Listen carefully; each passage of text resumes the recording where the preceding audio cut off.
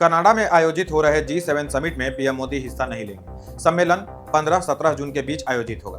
वर्ष 2019 में फ्रांस में आयोजित 45वें G7 सम्मेलन में पहली बार पीएम मोदी को बुलाया गया था। फ्रांस के बाद पीएम मोदी ने ब्रिटेन, जर्मनी, जापान और इटली में आयोजित G7 सम्मेलनों में हिस्सा लिया।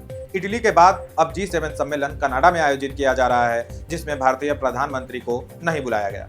2019 के बाद से यह पहली बार होगा जब पीएम G7 सम्मेलन में हिस्सा नहीं लेंगे। इसे लेकर कांग्रेस ने सरकार पर हमला बोला है। कांग्रेस के छोटे मोटे कार्यकर्ताओं से लेकर सीनियर लीडरों ने इसे भारत की कूटनीतिक चूक करार दिया। जयराम रमेश ने तो सोशल मीडिया पर एक लंबा पोस्ट भी लिख दिया। मित्रों, अब कुछ जरूरी बातें जो आपको जाननी चाहिए। सबसे पहली बात कि भारत G7 का सदस्य नहीं है। भारत एक गेस्ट कंट्री के रूप में इसमें हिस्सा लेता रहा है। भारत या किसी भी देश को बुलाया जाएगा या नहीं, यह निर्णय आयोजक देश का होता है। जैसा कि आपको पता है, इस साल कनाडा G7 समिट आयोजित कर रहा है। खालिस्तानी आतंकियों के सेफ हाउस कनाडा से भारत के रिश्ते सही नहीं है। जस्टिन ट्रूडो के समय खालिस्तानी आतंकी निज्जर की हत्या को लेकर दोनों देशों के बीच विवाद हुआ था, जिसके बाद भारत ने कनाडा से अपने उच्चायुक्त को वापस बुला लिया था।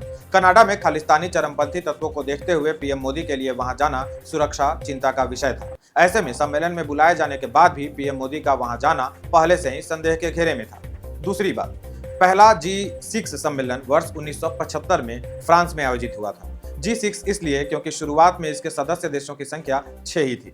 भारत को पहली बार बुलाया गया वर्ष 2003 में, जब देश में बीजेपी लेड एनडीए की सरकार थी और अटल बिहारी वाजपेयी प्रधानमंत्री थे। यानी भारत ने G7 शिखर सम्मेलन में पहली बार हिस्सा तब लिया जब देश में भाजपा की सरकार थी। उसके पहले जब लंबे समय तक कांग्रेस की सरकार थी, भारत को नहीं बुलाया गया था।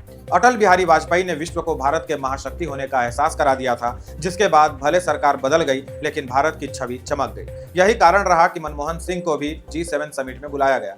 2005 से लेकर 2009 तक मनमोहन सिंह ने G7 समिट में हिस्सा लिया, लेकिन 2010 के G7 समिट में उनको नहीं बुलाया गया। आपको पता है 2010 में G7 समिट कहां आयोजित हुआ? कनाडा में। इसका अर्थ हुआ कनाडा शुरू से ही भारत को G7 समिट में नहीं बुलाता है। अटल बिहारी वाजपेयी पहली बार G7 समिट में हिस्सा लेने फ्रांस गए थे और संयोग से पीएम मोदी को भी पहली बार फ्रांस जाकर अपने देश को रिप्रेजेंट करने का अवसर मिला। उसके बाद क्रमशः ब्रिटेन, जर्मनी, जापान और इटली गए। इटली के बाद अब कनाडा में यह शिखर सम्मेलन आयोजित हो रहा है और भारत को नहीं बुलाया गया, ठीक वैसे ही जैसे 2010 में मनमोहन सिंह को नहीं बुलाया गया था। जो होस्ट है वह तय करेगा गेस्ट कौन होगा।